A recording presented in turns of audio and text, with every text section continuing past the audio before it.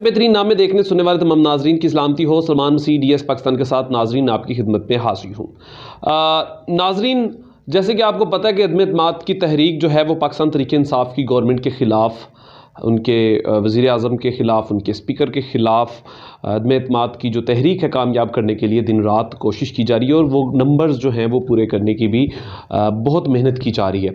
इसके अंदर नाजरीन अपोजिशन ने एक दूसरे के साथ मुफाहमत की, ख़ास तौर पर अगर बात की जाए तो नून लीग की, तो उसने तो हर हद पार कर दी है।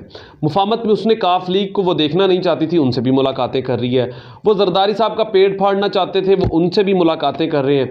आप ये कह सकते हैं कि सियासत में कोई आखिरी हर्फ जो है वो बिल्कुल भी नहीं माना जा सकता। सियासत एक बेरहम चीज़ है, इसमें आपको किसी के साथ भी किसी वक्त भी मुज़ाकरात करने पड़ सकते हैं। इसी तरह कुछ तब्दीली जो है वो अब पाकिस्तान तहरीक इंसाफ की अपनी जो है वो पॉलिसी पे भी आई है। अब इमरान खान साहब का जहांगीर खान तरीन साहब से टेलीफोनिक राब्ते की भी बात की जा रही है और मुलाकात की भी बहुत सारी बातें जो हैं वो इस वक्त गर्दिश कर रही हैं।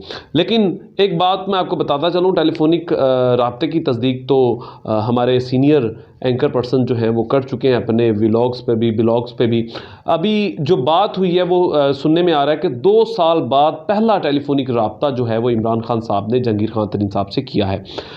उसमें उनका हाल चाल पूछा है, उनकी तबीयत का दरियाफ्त किया है और इसके बाद कुछ हो सकता है शायद सियासी बात भी हुई हो।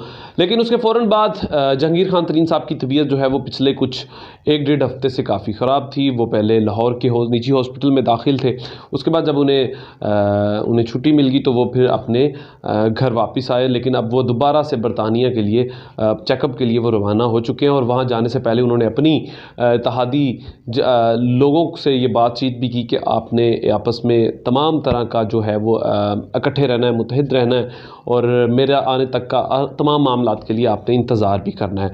तरीन साहब डॉक्टर से चेक करवाने गए, अपने जो वहाँ के उनके कंसल्टेंट हैं उनसे बात करेंगे। वहाँ पर 1-1.5 हफ्ता वहाँ पर रहने के बाद वो वापस जो है डॉक्टर के मशवरे के बाद वो पाकिस्तान वापस आएंगे।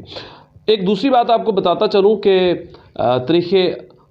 अदम एतमाद की जो तहरीक है, जो इसको कामयाब बनाने की कोशिश की जा रही है, अब मुझे ये कामयाब होती हुई नज़र नहीं आती। अब उसकी मैं एक और वजह बता दूं कि एतजाज़ हसन साहब ने भी बहुत बड़ी बात की थी कि अमेरिका जो है वो खुल के अब इमरान खान साहब के ख़िलाफ़ आ चुका है, तो अब उनकी तहरीक जो है वो मुझे कामयाब होती हुई नज़र आती है। लेकिन अब मुझे दोबारा से वो नहीं आती। एक तो जिस तरीके से उन्होंने तरीन साहब से दोबारा से रब्ता किया, शायद वो अपनी माजी की कुछ गलतियों को भी ठीक करने की कोशिश कर रहे हैं कि लोगों ने शायद कुछ ज़्यादा कान भरे थे तरीन साहब के ख़िलाफ़। और उसके बाद एक और नाज़रीन जो बड़ी ब्रेकिंग न्यूज़ सुनने में आ रही है, जो मुबैना तौर पर हमारे लोग जो हमारे सीनियर पर्सन हैं वो इस बात पे इशारतन बातें भी कर रहे हैं कि चौधरी निसार जो हैं वो इस अदम एतमाद की तहरीक में जो है वो बड़ा रोल जो है वो अदा कर सकते हैं, वो किसी वक्त भी इमरान खान साहब की मदद को भी आ सकते हैं।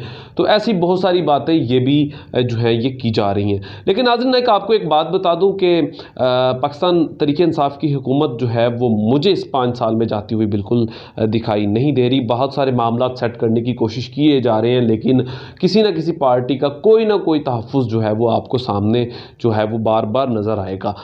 लेकिन एक बात तो कंफर्म हो चुकी है कि इमरान खान साहब और जहांगीर खान तरीन साहब के ख़िलाफ़ जो दूरियाँ थी अब वो करीब आते हुए आपको दिखाई भी देंगे।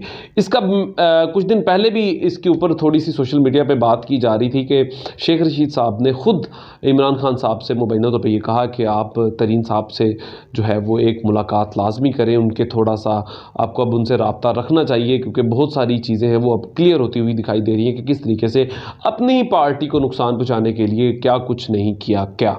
तो इसके बाद अब बहुत सारे मामलात जो हैं वो आपको ठीक होते हुए दिखाई भी देंगे।